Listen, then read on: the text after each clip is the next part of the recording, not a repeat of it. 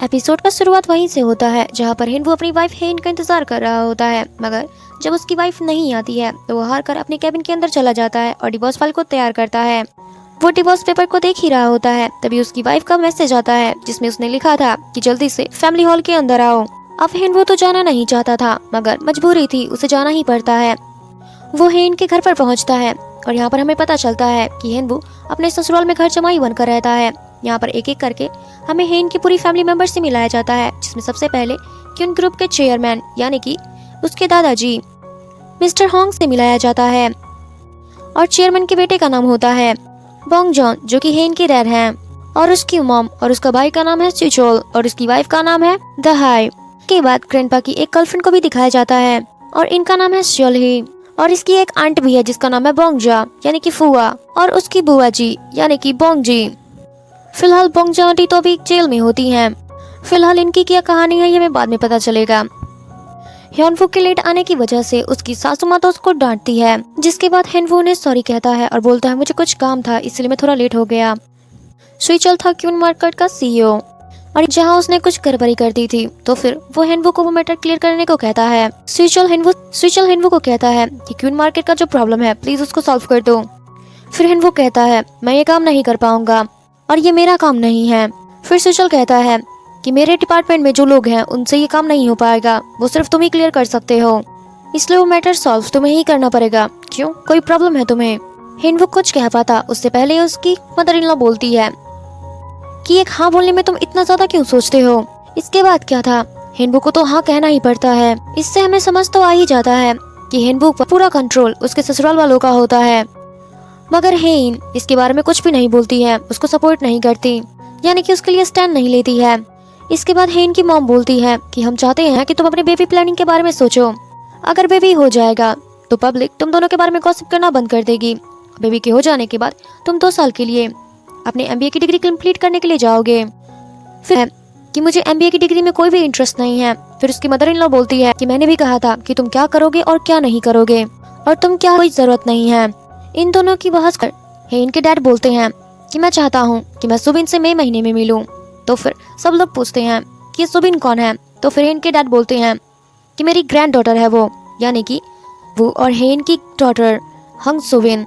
जिसको सुनने के बाद हेनवू बोलता है हंग सुबिन ही क्यों, बिग सुबिन क्यों नहीं। तो फिर उसको डैड बोलते हैं क्या, तो हेन के डैड बोलते हैं कि क्या तुम नहीं चाहते हो कि मेरी ग्रैंड डॉटर को उसकी मदर का सरनेम मिले। ये पुराने जमाने के नियमों को पालन करने का कोई जरूरत नहीं है, आज मॉडर्न युग है, मॉडर्न हो चुका है।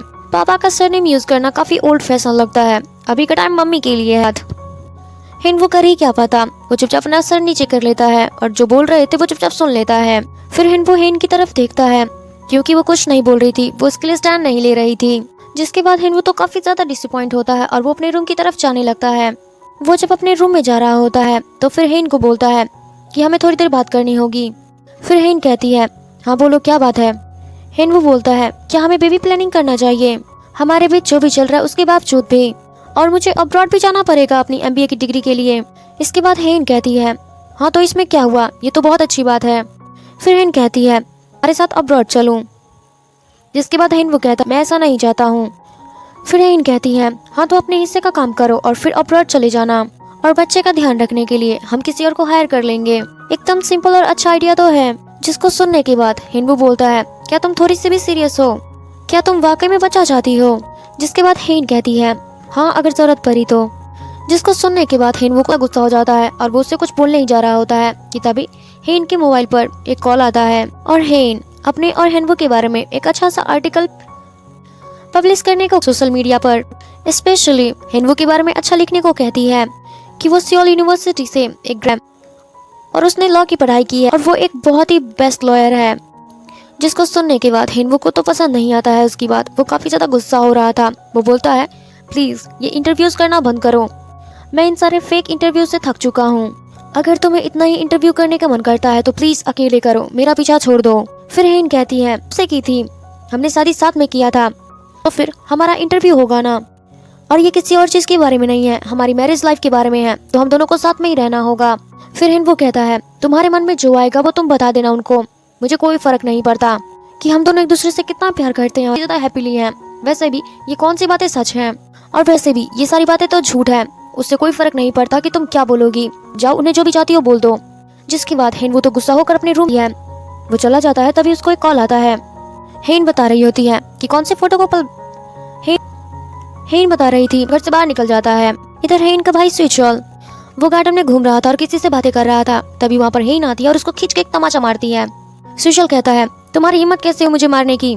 फिर उसके बाद हेन कहती है तुम्हारी हिम्मत कैसे हुई मेरे हस्बैंड को ऑर्डर करने की। वो बहुत ज्यादा गुस्से में होती है और वो उसकी तरफ आगे बढ़ती है, जिसको देखकर स्विचल तो काफी ज्यादा डर जाता है। हेन उसकी थोड़ी बहुत पिटाई कर देती है और कहती है मेरे हस्बैंड से दूर रहो और उसको ऑर्डर कर कभी भी मेरे हस्बैंड को ऑर्डर मत करना। और तुमने फिर से अगर उसको डिसरिस्पेक्ट किया तो फिर सोच लेना मैं तुम्हारा क्या हाल करूंगी। वो उसको फिर मारने के लिए जा रही होती है कि तभी स्विचल अब मैं दोबारा ऐसा कुछ नहीं करूंगा। इसके बाद हेन जाने लगती है। तभी स्विचल पीछे से बोलता है खुद तो अपने साथ। फिर स्विचल बोल उसकी रिस्पेक्ट नहीं करती हो और सारा कुछ तुम एक नंबर की साइकोपैथ हो। जिसको सुनने के बाद हेन तो रुक जाती है। वो पीछे मुड़ती इससे पहले ही स्विचल उसको सॉरी बोलता है और जल्दी से वहाँ से भाग जाता है। दूसरी तरफ हमें हेनवू को दिखाया जाता है जो कि अपने फ्रेंड यांग के साथ ड्रिंक कर रहा होता है।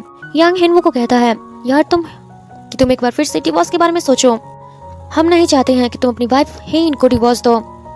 हेनवू तो अपना सर नीचे किया होता है और कहता है क्या तुम रो रहे हो। तो फिर हेनवू अपना सर ऊपर करता है और एक प्यारा सा स्माइल दिखाता है। फिर वो कहता है तुम्हें पता है जब मैं ड्रिंक करता हूँ तो मैं उससे बहुत ज्यादा क्यूट लगता हूँ और उसने कहा था मेरी क्यूटनेस मेरी फिर यांग पूछता है कि किसने कहा था तुम्हें ऐसी बातें।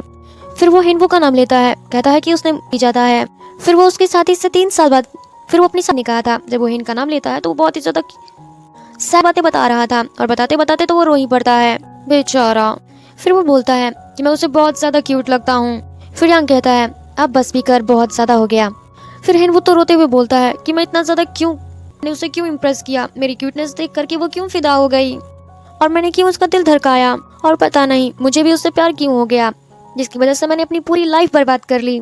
अगर मैं क्यूट नहीं होता तो वो मुझसे शादी नहीं करती। पता नहीं गॉड ने मुझे इतना क्यूट क्यों बनाया। फिर यांग उठता है और कहता है अब बस भी कर बहुत ज्यादा हो गया, चल घर चलते हैं, मेरी वाइफ भी मेरा घर पर वेट कर रही होगी। फिर हेनवू तो बहुत तेज रोने लग जाता है और कहता है कोई घर पर सही सलामत छोड़ ही देगा। फिर यांग कहता है लगता है तुझे कुछ ज्यादा ही चढ़ गया है, इस समय तुझे कौन आएगा लेकर जाने के लिए। फिर हेनवू कहता है वो लोग यहीं पे कहीं होंगे थोड़ी दूर पे। फिर उसकी नजर थोड़ी दूर पर बैठे 2 लोगों पर पड़ता है और वो यांग को दिखाते हुए कहता है कि ये लोग मुझे घर पर छोड़ देंगे। जिसके बाद यांग कहता है क्या तू पागल हो गया है क्या। जिसके बाद हेनवू कहता है क्या तू नजारा देखना चाहेगा। जिसके बाद जाते हैं। फिर जब हेनवू बैठ जाता है तो वो लोग फिर बैठ जाते हैं। वो फिर वैसा ही करता है, वो फिर लोग खड़े हो जाते हैं और बैठ जाते हैं। वो इसी तरीके से 2-3 बार करता है। जिसके बाद वो दोनों भी बिल्कुल वैसा ही कर रहे थे, जिनको देखने के बाद तो यांग तो काफी ज्यादा हैरान हो जाता है। फिर हेनवू बताता है कि मैंने जितनी बार सोचा है डिवोर्स के बारे में और मैं पत्तियां तोड़ता हूँ तो हर बार नहीं आता है। तो फिर यांग कहता है यार डेस्टिनी भी चाहती है कि तुम दोनों साथ रहो।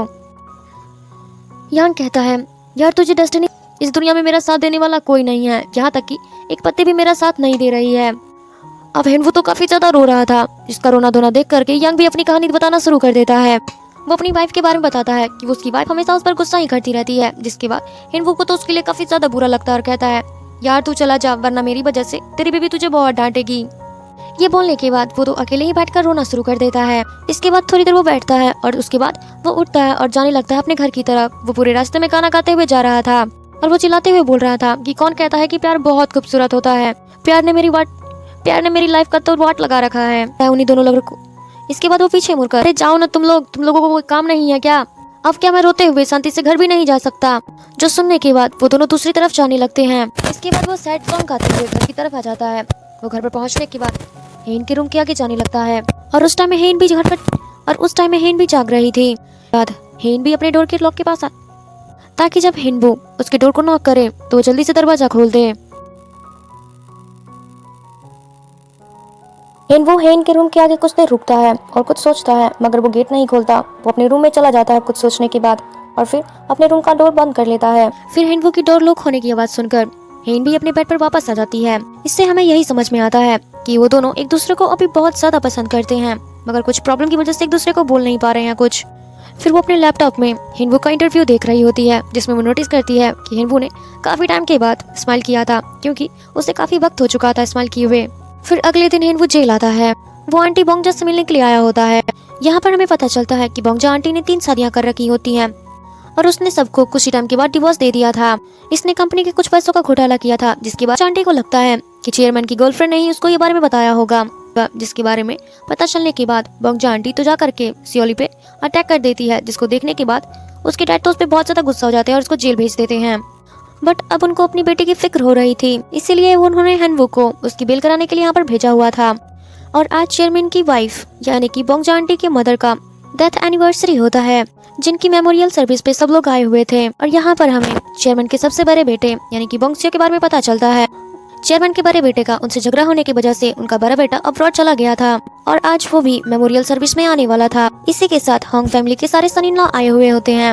होंग फैमिली के अंदर एक ट्रेडिशन था कि मेमोरियल सर्विस में वहाँ की सारी तैयारियां वहाँ के सन इन लॉ करते थे, स्पेशली खाना बनाने वाला। इसीलिए हेनवू अपनी वाइफ यानी कि हेन के जितने भी कजन्स थे उनके हस्बैंड को बुलाता है और खुद भी उन सबके साथ मिलकर के सारी तैयारियां कर रहा होता है। इसको देखने के बाद हमें पता चलता है कि होंग फैमिली में जितने भी सन इन लॉ थे यानी कि जितने भी दामाद थे उन सब का हाल एक जैसा था। ये लोग होंग फैमिली से बहुत ही ज्यादा परेशान थे, पर उन सबको हिनवू के लिए बहुत ही ज्यादा बुरा लगता था क्योंकि ये सभी हेन के दूर कजन के सिस्टर के हस्बैंड थे। मगर हिनवू तो इस पूरे क्यून ग्रुप के सीईओ का हस्बैंड था, वो भी इकलौता दामाद था। सब लोगों को उसके लिए बहुत ही ज्यादा बुरा लग रहा था और वो उसके बारे में गॉसिप कर रहे होते हैं। तभी हिनवू कहता है गॉसिप करना बंद करो और जल्दी से काम खत्म करो। इधर चेयरमैन की गर्लफ्रेंड सिल्वी पहुंच जाती है, मगर उसे खास कोई लोग पसंद नहीं करता है। मगर चेयरमैन की वजह से उसको कोई कुछ बोल भी नहीं पाता है। कुछ ही देर के बाद मेमोरियल सर्विस शुरू होती है। उसी टाइम बोंगजा आंटी आती हैं और वो आते ही देती हैं। बोंगजा आंटी को तो सबसे ज्यादा प्रॉब्लम सीईओ की गर्लफ्रेंड से थी, क्योंकि उसे लगता था कि उसकी वजह से उसकी मॉम की डेथ हो गई। वो चिल्लाते हुए कहने लगती हैं कि मेरे मॉम की मरने की वजह ये सियोली है और तुम सब इसको कैसे मेरे मॉम के फ्यूनरल में लेके आ सकते हो। वो अपने भाई और अपने डैड को यही बातें कह रही थी। जाते भी हैं यानी कि अपनी बहन को समझाते हैं कि देखो हमारी मॉम की मरने की वजह हार्ट अटैक का आना था, इसमें सियोली का कोई दोष नहीं है। पर बोंगजा आंटी तो मानने ही वाली नहीं होती है। वो तो अपने भाई पर ही चिल्लाना शुरू कर देती है और कहती है तुम्हें पता है वो हार्ट अटैक किसकी वजह से आया था? इसी सियोली की वजह से आया था। बोंगजा अपने मॉम के भाई यानी कि अपने मामा से कहती है आपको मेरी बातों पर बिलीव करना ही होगा कि आपकी लाडली बहन को इसी सियोली ने मारा था। उसके मामा भी यही बोलते हैं कि देखो बेटा ये गलत है, हमारी फैमिली में हार्ट की प्रॉब्लम सभी को है और एक हार्ट की वजह से ही तुम्हारी मॉम की डेथ हुई है। और हेन के डैड भी उसको शांत कराते हैं। इस मेमोरियल सर्विस की नींव रखते हैं। चेयरमैन का बड़ा बेटा गेट के बाहर ही था, इसका नाम बोंगसुक होता है और चेयरमैन कहते हैं ये बस यहाँ पर ड्रामा करने के लिए आया है, इसे बस यहाँ पर आकर के अपनी पिक्चर क्लिक करवानी थी। इसको देखने के बाद तो हम समझ ही सकते हैं कि इन बाप बेटों में तो कुछ ज्यादा ही झगड़ा हो चुका है। और आज ही डैड का बर्थडे होता है, लेकिन इस मेमोरियल सर्विस की वजह से होंग फैमिली के किसी भी दामाद को घर से निकलना मना था, जिसकी वजह से हिनवू को भी यहीं पर रुकना पड़ता है। यहाँ पर डायरेक्ट चो नाम का आदमी आता है जो कि काफी टाइम पहले से यहाँ पे जॉब कर रहा था और इन्होंने अचानक से रिजाइन कर दिया था। हेन के डैड को तो काफी अजीब लग रहा था कि कोई एम्प्लॉय जो कि इतने टाइम से यहाँ पर जॉब कर रहा हो वो अचानक रिजाइन कैसे कर सकता है। इसीलिए हेन के डैड हिनवू को कहते हैं कि उनके बारे में तुम सारी चीजें पता करो, अगर वो हमारी फैमिली के साथ धोखाधड़ी कर रहे हैं तो फिर उनका हालत क्या होगा उसे तो पता भी नहीं है, क्योंकि मुझे जो धोखा दे सिर्फ पनिशमेंट नहीं देता हूँ बल्कि उसे बर्बाद कर देता हूँ। फिर हिनवू कहता है उन्होंने कंपनी के लिए बहुत ही ज्यादा मेहनत की है और बहुत टाइम बिताया हमारी कंपनी में, इतनी छोटी सी चीज के लिए ना बुरा नहीं कर सकते। फिर हेन के डैड हिनकी ज्यादा घूर कर देख रहे होते हैं तो फिर हिनवू तो काफी ज्यादा डर जाता है। उसके बाद हेन के डैड कहते हैं कि मैं तुम्हें एक एग्जाम्पल दे रहा था ताकि तुम्हें समझा सकूं कि अगर कोई मेरी फैमिली के साथ गलत करता है तो फिर उसका हल क्या होगा, मैं तुम्हें सिर्फ वही समझा रहा था। ये सुनने के बाद हिनवू की तो हालत खराब हो जाती है। वो तो सोच रहा था इतनी चीज के लिए उसको बर्बाद करना चाह रहे थे, यहाँ पर मैं तो देना चाह रहा हूँ, ये मेरी क्या हालत करेंगे।